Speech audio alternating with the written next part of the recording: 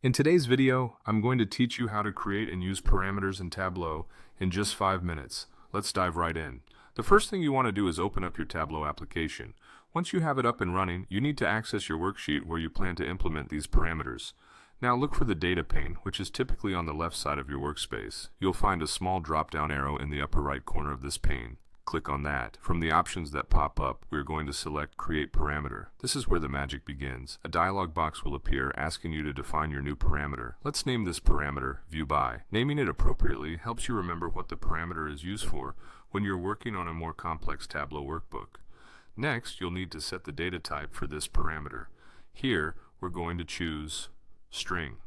Now, under Allowable Values, you have several choices, but for today, we want to choose List. This means we're going to specify a list of values that your parameter can take. We're going to add 3 values to this list: sales, profit, and quantity. These values are what you'll be toggling through with your parameter. When you're satisfied with these settings, go ahead and click OK to create the parameter. Alright, now it's time to put our parameter to use. Let's start by dragging the subcategory to the column shelf on your Tableau worksheet. Then navigate to the Analysis tab in the menu bar at the top. From there, click on Create Calculated Field. We are going to give this calculated field the same name, View By, to keep everything nicely organized. In the Calculated Field dialog, you're going to type in a query that suits your data and what you're trying to analyze. Once done, hit OK. With that set, drag your calculated field over to the rows shelf. This positioning will help in dynamically changing what data is represented in those rows based on the parameter you have created.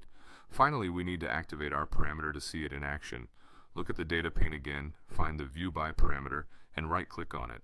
You'll see an option to Show Parameter. By selecting this, you're able to see a control appear on your worksheet that lets you toggle between the specified values, sales, profit, and quantity, altering your view dynamically.